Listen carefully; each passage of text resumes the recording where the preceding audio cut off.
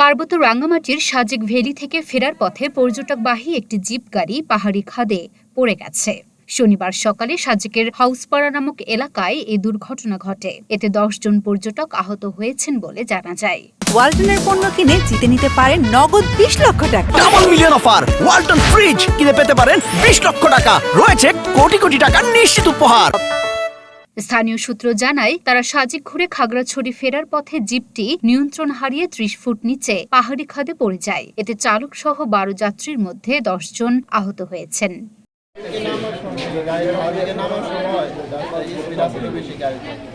গাড়িটা স্লো হয় না, জমাইতে পারে না, টার্নিংয়ে গাড়িটা পড়ে গেছে। আমরা নামছি তখন, অর্থাৎ গাড়ি উল্টানো অবস্থায়।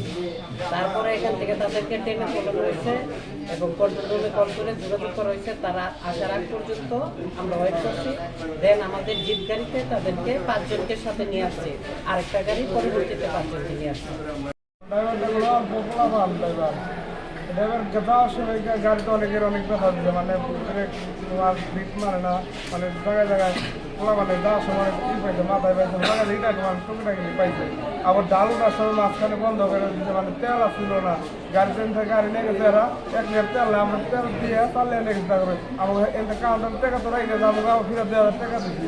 কারণটা হলো ডাল নামার সময় আপনি খুব স্পিডে নামছে, গাড়ির স্টার্টিং ঘোরানোর সময় গাড়ি বলতে দিচ্ছে, গাড়ির চলো নামায় না, স্পিডে নামাইছে।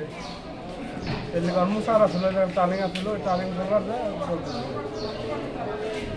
ঘটনার সত্যতা নিশ্চিত করে সাজেক থানার ভারপ্রাপ্ত কর্মকর্তা কনক সরকার জানান, দুর্ঘটনায় আহতদের উদ্ধার করে হাসপাতালে পাঠানো হয়েছে।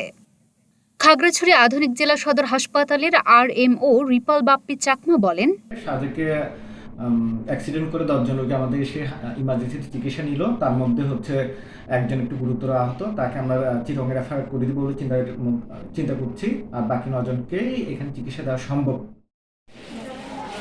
Luna Afriz Nipa, Dhaka post.